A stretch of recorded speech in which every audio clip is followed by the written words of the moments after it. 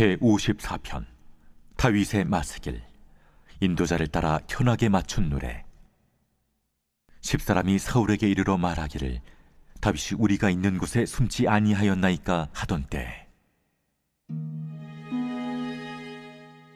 하나님이여, 주의 이름으로 나를 구원하시고 주의 힘으로 나를 변호하소서. 하나님이여, 내 기도를 들으시며 내 입의 말에 귀를 기울이소서. 낯선 자들이 일어나 나를 치고 포악한 자들이 나의 생명을 수색하며 하나님을 자기 앞에 두지 아니하였음이니이다. 하나님은 나를 돕는 이시며 주께서는 내 생명을 붙들어 주시는 이시니이다. 주께서는 내 원수에게 악으로 갚으시리니 주의 성실하심으로 그들을 멸하소서. 내가 낙헌제로 주께 제사하리이다. 여호와여, 주의 이름에 감사하오리니 주의 이름이 선하심이니이다. 참으로 주께서는 모든 환난에서 나를 건지시고 내 원수가 보응받는 것을 내 눈이 똑똑히 보게 하셨나이다.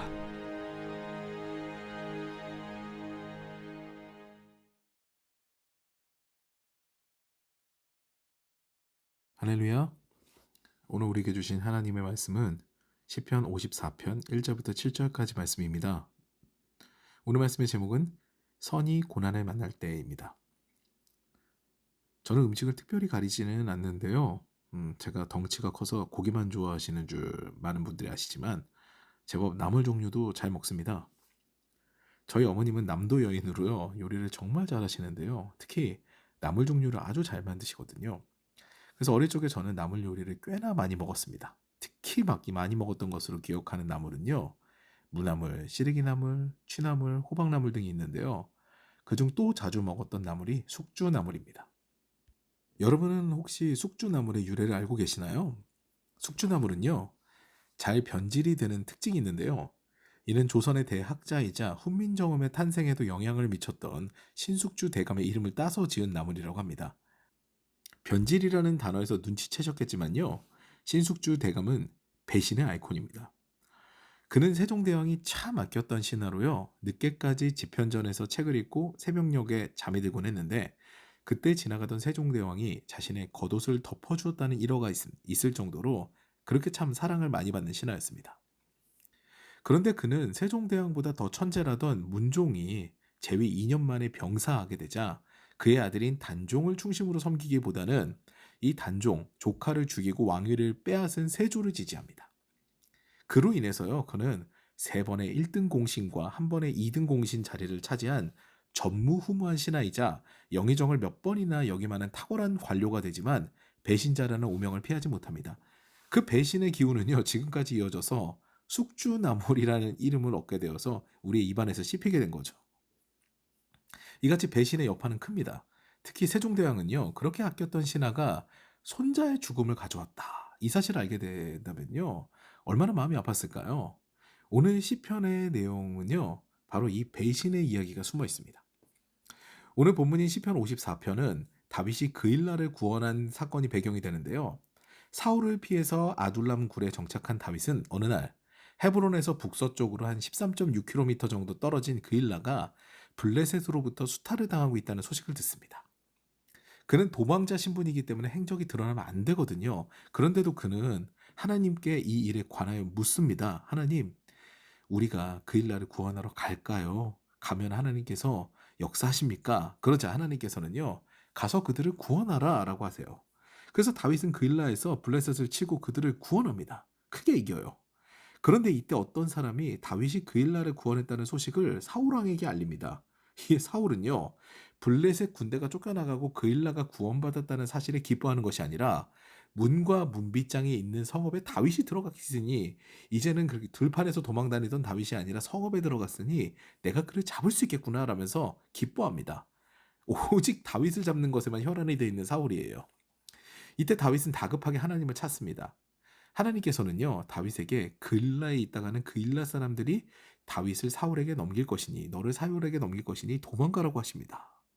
그일라는요, 은인을 배신하리라는 예언을 받은 거죠. 구원했는데, 선을 베풀었는데 악으로 돌아올 것을 예언한 겁니다. 이에 다윗은요, 놀라서 그일라를 떠나 10광야 숲으로 들어갑니다. 십광야라는 곳에 그 숲으로 들어가는 거죠. 근데 여기서 더 황당한 일이 벌어집니다. 다윗을 만나러 사울의 아들 요나단이 오랜 친구죠. 다윗과 요나단이죠. 십광야 숲으로 오는데요. 이걸 본 사람들이 있었던 거예요. 바로 십광야 숲을 근처의 사람들이 그걸 본 겁니다. 그리고 다윗의 근황을 사울에게 제보해요. 십광야는요, 헤브론보다 남쪽에 있습니다. 이 수풀에서 사울의 근거지까지는 대략 40km가 넘는 거리가 떨어져 있어요. 근데 이들은요, 사울을 향한 열심을 보입니다. 하나님께서 다윗에게 기름 붓고 하나님의 뜻은 다윗에게 있었는데 이들은 안중이 없습니다. 하나님께 세우시는 건 안중이 없어요. 지금 권력이 중요한 거예요. 그래서 사울이 다시 다윗을 잡기 위해 물샐 틈 없는 준비를 하여서 십광야 숲으로 쳐들어오게 되죠. 이 배경을 바탕으로 작시된 시편이 바로 오늘 시편 54편입니다. 여기서 중요한 구절은 바로 3절인데요. 낯선 자들이 일어나 나를 치고 포악한 자들이 나의 생명을 수색하며 하나님을 자기 앞에 두지 아니하였음이니이다. 이 포악한 자들이라는 건 사울과 사울의 무리들이겠죠. 그런데 중요한 건 낯선 자들이에요. 낯선 자는 이방인으로 해석되거든요. 십광야 숲을 주변 사람들은요, 이방인이 아닙니다. 사울과 사울의 무리도 당연하죠. 가뜩이나 십광야 숲을 사람들은요, 다윗의 동향이에요. 유다 지파의 땅에 사는 사람들입니다. 그 십광야 숲풀이 유다 지파에 속하거든요. 그런데 다윗은요, 이들을 아예 이방인으로 묘사합니다. 하나님을 모르는 사람으로 인식해요. 내가 그렇게 은혜를 베풀었던 그 일라도 나를 배신하고 내 동족임에도 불구하고 십광야 숲을 사람들은 나를 멸하려 하는구나. 너희는 이방인이다. 이런 표현이죠. 얼마나 배신의 마음이 아팠을까요? 우리도 마찬가지입니다. 내가 선을 베풀었는데 그것이 오히려 나에게 악으로 부메랑이 돼서 날아오게 되면요, 나의 충격은 몇 배가 되는 거죠. 배신은 나를 절망의 나락으로 밀어뜨려 버립니다. 그런데 다윗은요, 이 시를 통해 자신이 살아나게 됩니다. 놀랍죠? 찬양은요, 이렇게 다시 살아나게 하는 힘이 있습니다. 시편 54편은요, 전형적인 탄원시인데요. 하나님을 부르고 고통을 토로하며 하나님을 신뢰하고 찬양하는 과정, 이 과정들이요, 여과 없이 다 드러납니다. 3절까지 하나님을 부르고 3절까지가 이제 하나님께 고통을 토로하는 거거든요. 이 고통을 토로하던 시인은 4절부터 분위기가 확 바뀝니다. 하나님을 신뢰하는 거죠. 4절, 5절입니다. 하나님은 나를 돕는 이시며 주께서는 내 생명을 붙들어 주시는 이시니이다. 주께서는 내 원수에게 악으로 갚으시리니 주의 성실하심으로 그들을 멸하소서. 아멘. 수풀을 압박하면서 들어오는 사울을 보며 다윗은 할 수 있는 것이 없습니다. 그저 하나님께 간구하는데요. 하나님을 신뢰하는 노래, 찬양하는 노래를 하는 가운데 그는 믿음이 생겼어요. 이제 하나님께서 구원하신다는 것을 믿게 된 겁니다. 6절부터 7절입니다. 내가 낙헌제로 주께 제사하리이다. 여호와여 주의 이름에 감사하오리니 주의 이름이 선하심이니이다. 참으로 주께서는 모든 환난에서 나를 건지시고 내 원수가 보응받는 것을 내 눈이 똑똑히 보게 하셨나이다. 아멘. 다윗이 이 시로 주님을 노래할 때는요, 상황이 종결되지 않았습니다. 이때는 진행 중이에요. ing예요. 그런데 다윗은요, 이미 응답 받았습니다. 그런 믿음으로 충만해졌어요. 하나님께서 구원해 주신다는 확신이 든 거예요. 배신의 아픔도요, 하나님을 신뢰하면서 찬양하는 가운데 이미 사라졌습니다. 이게 찬양의 놀라운 진짜 회복의 능력이 되는 거죠. 이후 사건은 너무 재밌게 전개가 됩니다. 다윗을 잡겠다고 큰 군대로 압박한 사울은요, 갑자기 블레셋이 쳐들어오게 되는 거예요. 그 땅에, 이스라엘 땅에 블레셋이 쳐들어오게 돼서 군대를 뺄 수밖에 없는 처지가 됩니다. 정말 하나님의 개입으로요, 순식간에 일이 종결된 거죠. 사랑하는 여러분, 우리가 인생에서 배신을 당해도 또 선을 베풀었는데도 악으로 돌아와도 우리는 순간순간 아프고 굉장히 힘들 수 있죠. 절망적인 그런 상황이 될 수도 있습니다. 그런데요, 좌절에만 빠져 있을 필요가 없어요. 거짓이 없으시고 늘 우리를 사랑하시며 우리를 돌보시는 주님께서 우리와 함께 계시기 때문입니다.